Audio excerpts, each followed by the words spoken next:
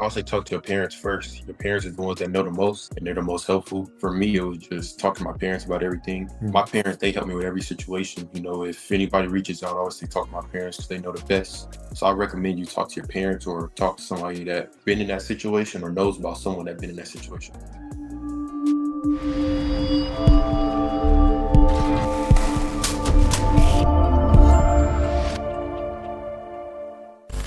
What's up, everybody? You back here with another special one with Off the Field.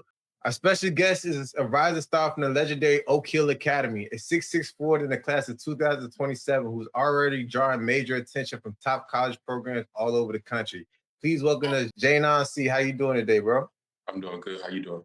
I'm doing good. I'm glad for you to be on the show, man. Just share your experience and just talk to us about your journey. Yeah, so growing up at a young age, I lived in Milwaukee, Wisconsin. So I usually wanted to play football, but my dad told me I wasn't going to be able to play football because I was kind of tall at that age. So growing up, I was playing basketball, but I really started playing basketball around middle school. So I've been playing for about 5 years now. Oh, so you just started playing basketball. You kind of fresh, 5 years? Yeah, I'm new to it. So Okay, cool. everything that really shocked everybody was how better I got in a short amount of time. 5 years that's not a lot of time for a kid to usually get to where I'm at, but I got better every summer. Every time I came back, people was like, every time they see me, they say I got better. And then kept getting better, kept working. So what do you credit your success to? My dad and my mom, those the two that really make everything happen for me. They'd give up anything just to see me succeed. Did they come from a sports background themselves, or is you kind of like the first one out of the family?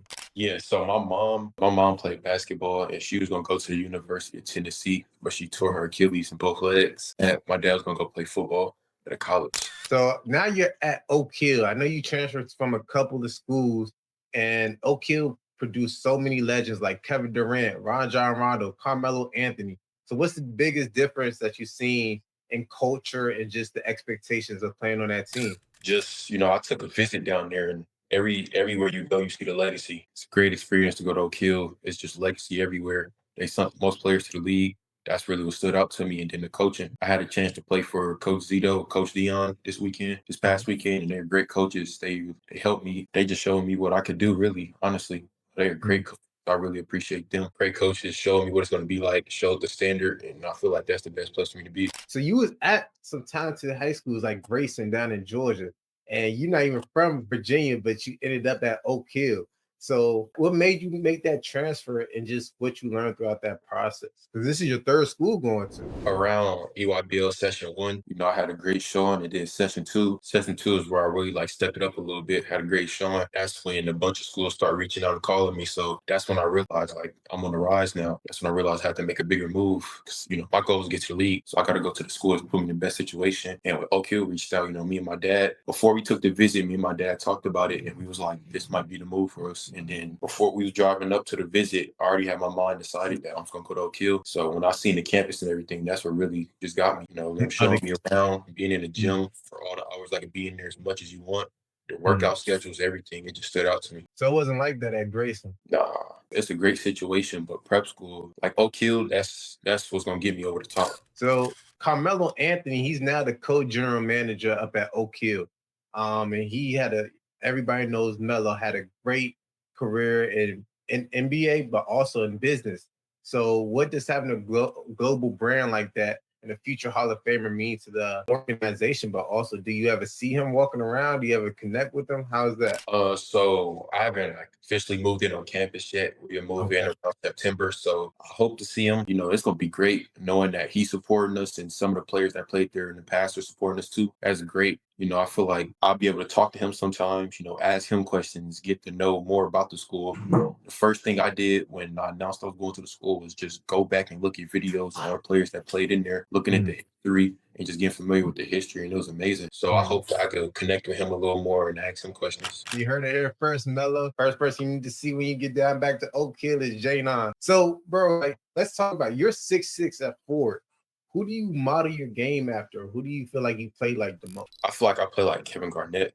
My energy, effort, and hustle it's the same as his, really. I watched him growing up, so I feel like that's who I really model my game after. You be trash talking like KG too? KG gonna talk that trash. I will sometimes, but I'm usually man. So playing at Oak Hill and just playing at all the different places that you played at EYBL, all the different camps and everything. Who was the toughest person that had to guard you, and who was the toughest person you guarded? I would say the toughest person that had to guard me would be maybe Marcus Spears Jr. Toughest Okay. person I had to guard would be Ryan Hampton. Is there a Hampton? Yeah. Okay, where they at right now? Both of them. They play for Drive Nation, and then high school they go to the Dynamic Prep. What made it so hard for you to guard them? They just quick, they strong. Just the contested shots they make, me Mm. closing out great, putting the hand up, and them still being able to make some of those shots. So now this next segment is brought to you by Off the Field Financial. What I found out is that most people are looking for ways to make more money without having to get another job. And now Off the Field Financial Services, we specialize in helping athletes and entrepreneurs build a legacy beyond the game, not just while they're playing. So this is going to be a little bit of business questions and finance questions, all right? All right. All right. So you're a part of the whole new generation right now, in just terms of NIL deals, and just everything that's going around, just media in terms of high school sports. And it's a real possibility to be making real money in high school. Are you guys talking about building your personal brands or just anything about business in the locker rooms or just outside? I've been talking to my parents about that. My parents helped me with a lot of that, the decisions and everything.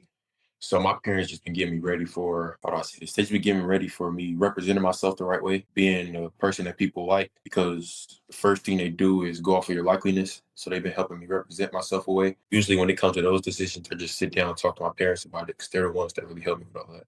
I actually been I partner up with the NIL agency, and we really been helping, just not just helping players get the deals, but helping them market themselves and also helping them understand the NIL space because it can get crazy.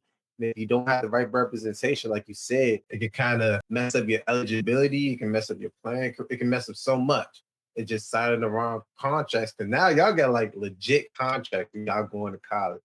And if you don't take care of everything that needs to be taken care of, you could be stuck at that school forever. Maybe some people want to be stuck at that school for 4 years. Maybe some people don't, right? But it really all depends on the contract. And man, I've seen some crazy situations. It's like player signed to, this is theoretically, okay? No, let me not even say the schools, all right? So the players signed to one school, right? And then they'll get paid X amount of money from the NIL deal. Then he want to transfer schools. If he transfers, it's like, all right, cool, you can transfer, but all the money you spent, you have to pay that back. So that's just because they didn't have the right lawyers or the right people looking over their contracts for them. And that's really why I partnered with the company, because they had the number 2 antitrust lawyer in the country, but also they're full of lawyers. So they know what's supposed to be done and what's not supposed to be done, especially for the athlete. I want to say that's something huge, and just getting represented the correct way. Also, I show for athletes and entrepreneurs. So if a brand wanted to reach out to you, what is your ideal brand? Whether it's shoes, tech company, local businesses, what brand would you want to work with? Probably Jordan. Jordan. Okay. Why Jordan? Like Nike or Jordan. I wear Nike and Jordans a lot. I grew up wearing Nike and Jordans, so that would definitely be one of the dream brands I love to partner with. So, are you doing anything right now to be learning about financial literacy, or any books you're reading, or just anything, anybody you're talking to? Yeah, I've been talking to my parents about it. They've been having me read certain things. Like we just been connecting, me and my parents, because it's gonna come a time where I'm to be ready for that. So my parents need to get me ready for all of that. We're passionate about off the field is just making sure people have the right education, because you're going to be coming into a lot of money with this NIL space. So we want to make sure that people aren't just putting their money in the proper places, but actually knowing what your money is doing for you and actually being financial literate and educated, because you may have a lot of people coming to your ears saying one thing, saying another thing, right? But it's about the knowledge and the education that you have to make the right decisions, because you see it all the time right now. Players get taken advantage of. Players just don't know any better, and they listen to somebody they think they can trust, and they kind of tell them the wrong information. And I see it over and over and over again. But that's why I often feel financial.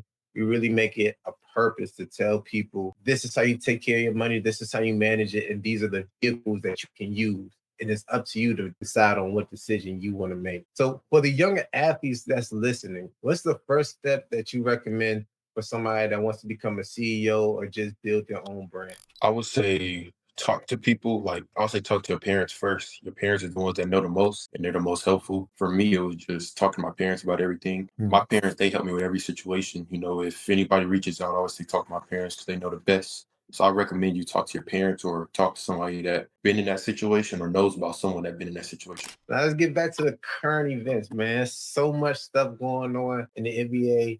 I'm not sure if you've seen it, but it was a viral clip talking to Gilbert Arenas talking on the show. He was like, man, why would I send my son to college where he's going to be playing basketball, going to school, when I could just put him in the G League and he could just be basketball, basketball, basketball every day. And then I could teach him the math, the history, and everything that he needs to know. So now getting to the league, you don't even have to go to college. So is that even a conversation that you're having with your parents? Or is it like, I'm going to college no matter what? Or is alternative different ways to get to the league? So me and my parents, we decided I will be going to college. I feel like that's the next step to get to the league because without college, college can teach you so much. It teaches players so much and they can just help you get ready for the league. I feel like there are different ways that you can get to the league, but me and my parents decided that college would be the best way for me to get to the league. So you see guys like LeBron James, Kevin Durant, James Harden. They're really building empires in terms of the business, right? So when you look 15, 20 years down the road, I'm already speaking into existence. You're gonna make it to the league,